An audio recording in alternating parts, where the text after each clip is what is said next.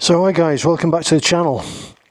Just want to make a bit of a disclaimer before we get further into this video. I'm just going out for a ride on the 900 DSX. It's a bit dirty actually guys, in fact it's filthy dirty and needs a good clean, but that's beside the point. In one of my last videos I did a 2,000 kilometer review on this particular motorcycle, and while I had a few negative points, most of them were positive. One of the negative points was the top case and the side cases basically being these Allen keys here that are not welded to the frame. They attach the bracket to the lock. That was one issue, and it's the same on the top box. There's 4 little bolts underneath that hold the lock section in, so you can undo the 4 bolts and makes the lock redundant. But one of the major things I said about the top box was that it wasn't removable from the bike. Now, someone has kindly pointed out on that video that it is removable. So guys, I'm going to show you how you take it off. And to be honest, I wouldn't, unless I had an instruction manual that you don't get with the Voge. You don't get anything. You don't get anything with the top box.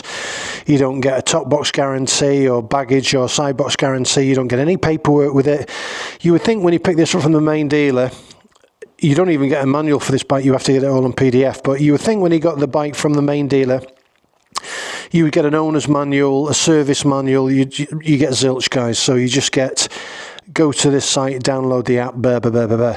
But you'd think some bump would be inside the boxes that came from Lobu, which is another company that make these for Voge and for CF Moto. So anyway, once you've unlocked the box, as I've said in previous videos, you do this and the lock's released from the clamp.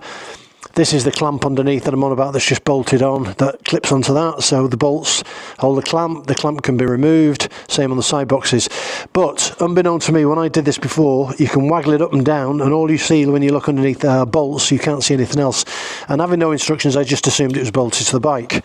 Now, even if you grab it, it doesn't move, it's pretty solid, but someone mentioned on the video, if you give it a good few bangs on the back, I'm going to do the same this side, and then you wiggle it about, lo and behold, the box does come off, guys. So my bad, and I was totally wrong. So if you turn the box over, you can see there's 2 slide slots underneath and there's 2 bungs on the top that the box sits onto.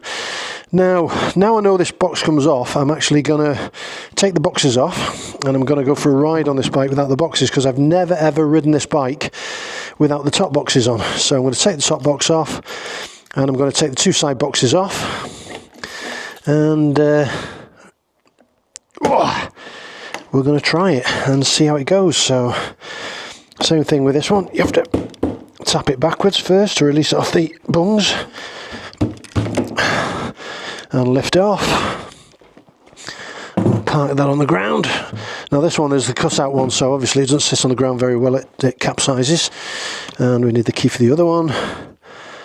So guys, it'll be interesting to see how this bike rides with all the boxes off, because between you and me guys, I'm doing the wrong one there, they are substantial in weight. So remove that clamp, we'll do the same with this one, wiggle it back up and off, and this one will sit on the ground, so we'll place that down there. And you can see my tool cases fixed on. I've shown it in the previous video, the tool case at the back there, the extra cases at the front. And yeah, now we can clearly see these 2 brackets, one there and one on the other side if my camera's picking it up. I'm using my helmet cam, so I don't know if it's in view in the shot or whatever, but these 2 brackets, one that side, one this side, and one on top, all held on with Allen key bolts. So an Allen key on the back of these, even when the box is on, these are access these, so it's an Allen key, that then comes off, the 2 bolts come out, and that lock then is, the whole thing has to slide backwards anyway, so it'll just come off. So my bad for the top box, but these 2 bits, again, I believe if these side frames come for these cases, these should be welded to them. I'm convinced of that. I mean, you could get them welded, it's not a problem. You could take them into the shop and they'll weld them for you, no problem. But yeah, okay, let's get a jacket on and get out and about. Another thing I'll quickly show you, and it may be a benefit to you guys, you might have seen it on forums, but if you haven't seen it, if you get a fault on your bike, you get a fault code, and you can get rid of the code by doing a procedure. So once the bike's on, press enter for 5 seconds and you get a list of fault codes. Now I had a key fault code on before that came up on here. Once you get the fault code on again, hold the button again for 5 seconds, turn off the ignition, turn it back on, go back in through the same procedure, and that fault should be cleared. So that's just an handy little extra item. So yeah, it looks a lot smaller now, guys. So right, let's wheel it back. Make sure I don't run over me boxes. Now this is the problem with this bike, and it's a problem a lot of people have. It's just in a confined space like I'm in the moment. And to be honest, this old porch in this old farmhouse is not level by any means. It's not actually where we live. We used to rent this place out many years ago, but we've not for a while. So it's a big old farmhouse. We live up on the hill in another house that I built. So right, let's get this bike started.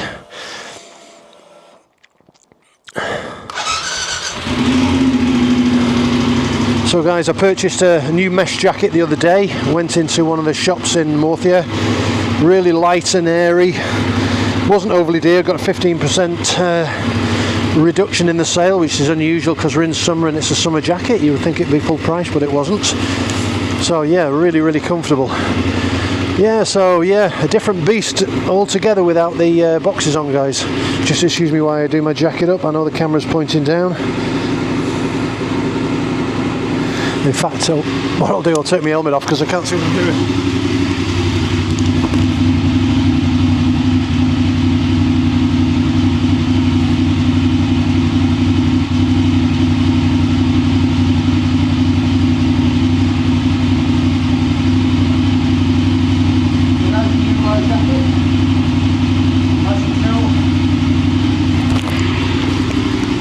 And it's stupidly warm already. Something about this bike that once you want to ride it all the time, but at these sort of temperatures, 32, 33 degrees, it's not the best riding weather, but if you're a hardened rider and you like your motorbikes, you'll know it really is chicken soup for the soul once you get out and about. And with this mesh jacket, it's quite cooling. Once you get moving with it, it really does cool you down. Even though it's warm, it's got a cooling effect to the jacket. So yeah, no, that's strange because I normally step on the peg to get on the bike. I was be able to put my leg straight over. Yeah, so we'll see.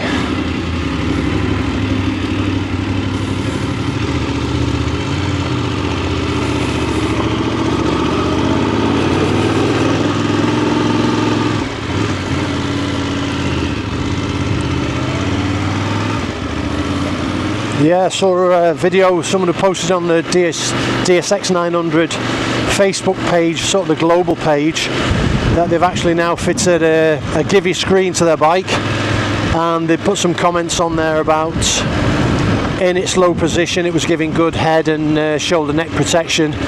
In the upper position it was protecting the helmet very well, but the guy who'd wrote about it said that he was still getting a bit of wind buffering on his shoulders, etc. So at the moment, what I think I'm going to do, I'm going to hang fire and wait till Givey bring an airflow screen out, and that's the one I really want. The airflow screen is not just a screen, it's a screen with an airflow section in the middle, so a groove out of it that deflects the air up and over the top. And I believe in some of the Givey airflow screens it deflects the air either side as well, which is probably what we need. Yeah, so I don't know whether it's a placebo effect that it feels different, but it feels lighter. But I can look behind me and see nothing, so nothing in the side mirrors. Yeah, quite strange. Over the shoulder, no side panniers, no back box. Don't know. Be interesting to see when I pick a bit of a speed up around the corner. We get off this bad road. It's notoriously bad, this section of road. But straight away, I don't know whether it's the fact that I've not got the boxes or the top box on. You feel you're on a lighter bike, and technically it is. I mean, the two side boxes, I don't know what they actually weigh. I'll try and get them all together and weigh them at some point, but the top box I would say is at least, must be 5 or 6 kilos in weight, about 8, 9, 10 pounds maybe, I don't know. And the 2 side boxes are not much less than that, so I would imagine that the 3 of them, I would think you've got at least 12 kilo there, so which is a considerable amount of weight.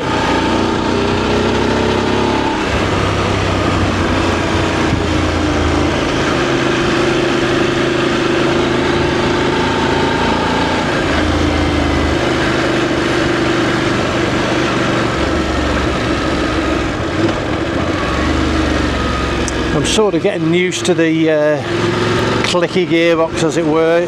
It's not all the time, but it's now and again, and then it's nice and smooth.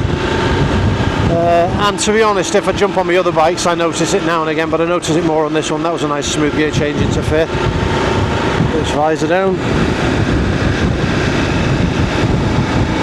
So yeah guys, I did the 2,000 kilometer review, and I was actually, I think it was 70 or 80 kilometers under the 2,000. I'm actually 27 over now, and one of the things I mentioned was the saddle. Now, if I go out and have a fairly short journey anywhere, I find it really comfortable. It's just if I'm on it for a while, maybe over an hour or so, I start to feel a bit of discomfort on the saddle, but nothing major.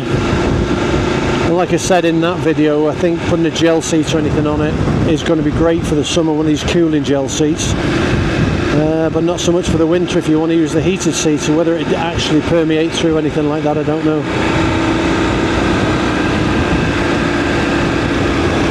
So guys, you'll have seen my comparison between the top 5 Chinese bikes that are currently available or will be available shortly. The MT450 is not quite in the showrooms and for sale, and the Cove 800 again is not quite for sale. Now suppose if you're looking for something more off-road orientated, like I said in that video, that Cove 800 is a superb bike. The weight of it, fully fueled, the wet weight of it is ridiculous. Basically like a Tenere, Yamaha Tenere 700, but a lot less weight. I don't know how they've got the weight so low as they have, but very light bike.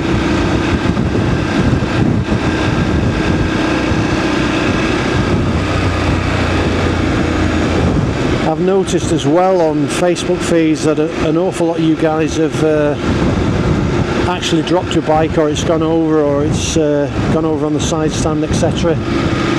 And touch wood, I've not had mine on the floor yet. I've had it not far off. A couple of times it's caught me out and it started to go, but luckily my legs have been strong enough and I've been sat on it to stop it going over. I have had big bikes that have gone over with the weight. They've gone past the tipping point and past the point where you can actually hold them up, and not a crash as such, more embarrassing. They've just capsized and slowly lay down on the floor. You find yourself then kicking it into first gear, looking around to check if anyone's seen you, and lifting it back up, making sure the side stands down so it doesn't roll away. But yeah, touch wood, up to now I haven't had any problems with this. Been out with a wife and we had it fully laden, and she was on the back and we had a lot of luggage. We'd done some shopping, both side boxes and the top box full, and we had a bit of a low lean, but it didn't go on the floor, but you could feel the extra weight on the bike, the top heaviness of it.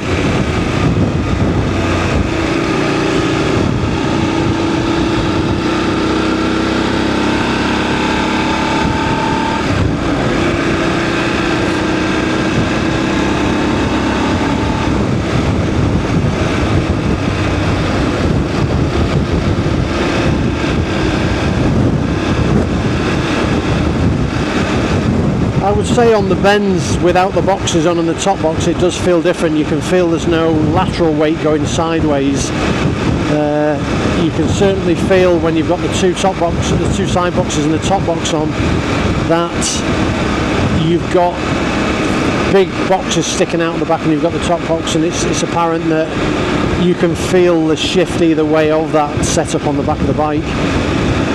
It does feel a lot lighter without them on, a lot more agile.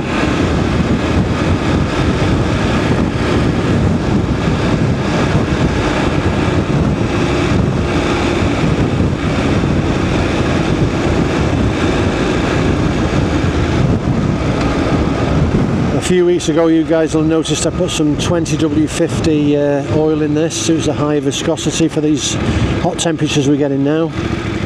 Actually, along this stretch, it's actually dropped down. It's shown on the dash 29, which is quite nice actually. Like I said before, slow speed manoeuvring on this now is okay, and I've gone on before about this throttle response and this bit of a trick that you can get to make it run smoother. Now that's had a bit of a mixed reaction. In general, and mostly most people have found it beneficial, and again it could be a placebo effect, but you can see now I'm in first gear. I'll try and take my hand off the clutch. Let's see if it'll go along. Right, now we're in first gear, we're doing 15 kph, and I'm not touching the bike now. This is going along on its own. I've shown you this before, guys, that it's going along, ticking over at about 1200 revs, 1200 revolutions, and it's not balking, it's not jumping or anything. And what I'll do, say we're in traffic. I mean, a lot of it's down to clutch control and hand control, especially how you react with the throttle. And I mean, you shouldn't have to play and mess and learn to use the throttle. It should be pretty intuitive, but perhaps we have to on this sort of bike. So I've put it into second. We'll get it to 1.200 revolutions, and will it bobble? There we go, second gear. Second gear, it's doing 20 without too much fuss. So you can see, and this is what we're talking about, slow moving in traffic. The bike's warmed up now to normal temperature. It has got a higher viscosity oil, but I did this trick before I did the viscosity oil thing. So yeah, I mean, pick up, I'm just rolling on slowly, nothing snatchy. Just out of curiosity, because this trick is done in sports mode when you do the throttle trick that I've put on my channel. I'll just get it into neutral and we'll change modes. And we'll put it into sports mode and we'll try the same thing again. I'll just get over this brew of the hill because it might not bubble under tick over going up this bit of a hill.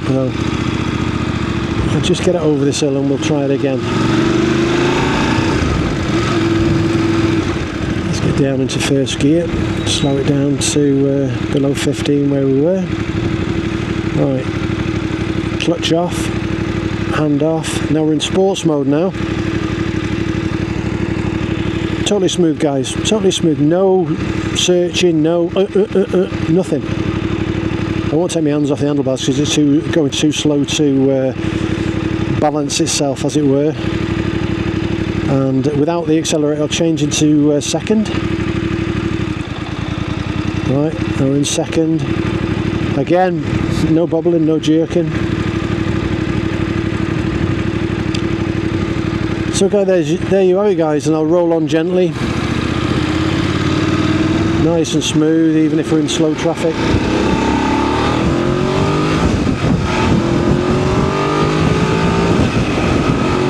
Give it some beans.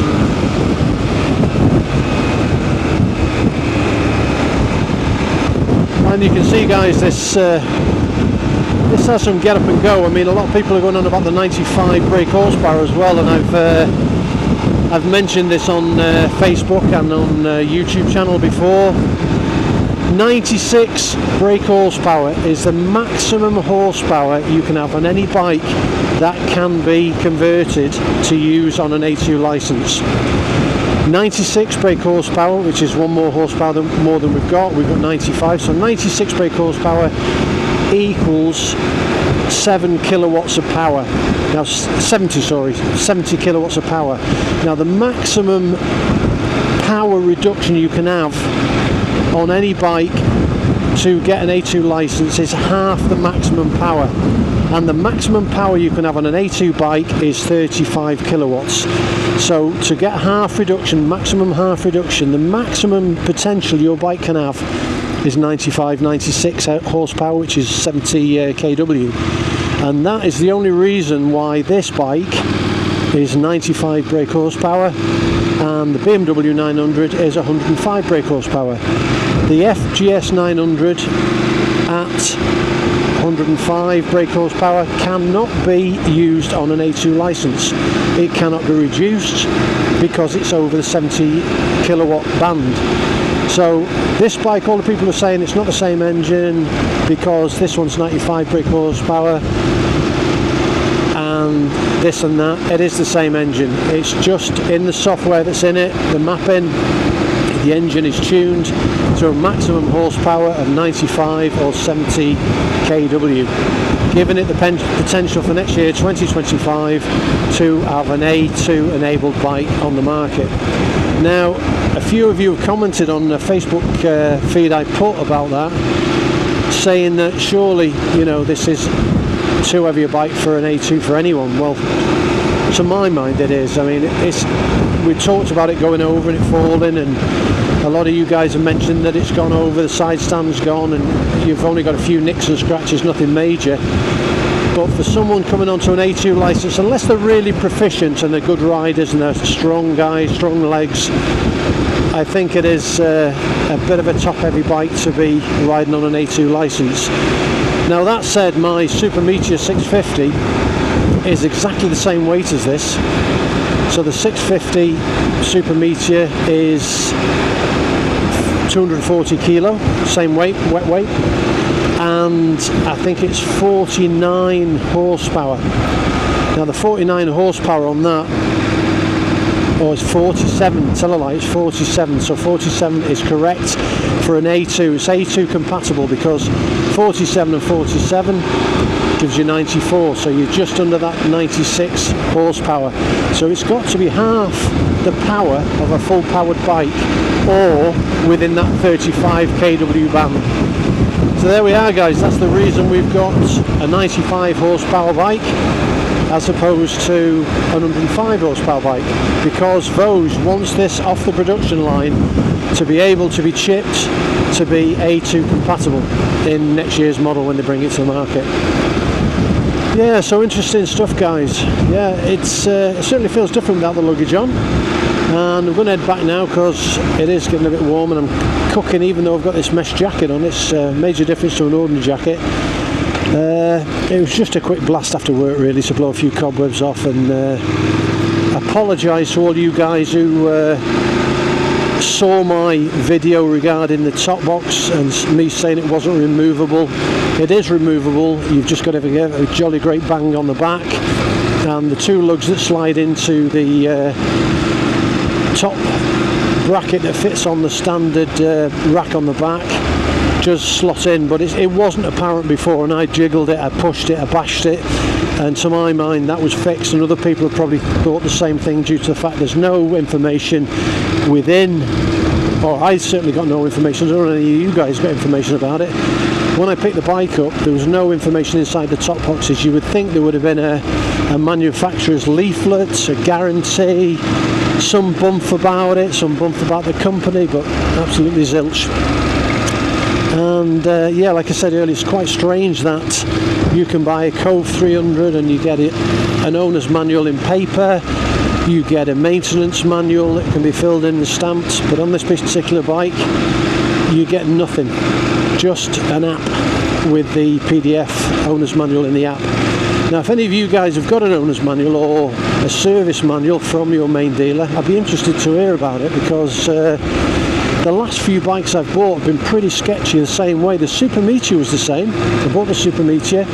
Oh, there's a PDF manual for the Super Meteor. It had it first service, so if you've got a service book to stamp that I can keep, no, we'll give you the receipt, keep them all together with your paperwork, and that is your service record. So I think it's a sign of a paperless society, but a lot of us like to have that little service book stamped. Well, here's what it is, I suppose. There we are, guys. Anyway, waffling again, rambling away. Beautiful day, beautiful ride. Feels totally different without the boxes on. I'm going to wrap it up here. Leave me comments in the comments section below. If you want to call me a prat for not being able to get the top box off, I don't mind, but I couldn't, and someone told me you can, so thank you very much to them. And ride safe, guys, and I'll catch you in the next one. Do subscribe, do give me a like.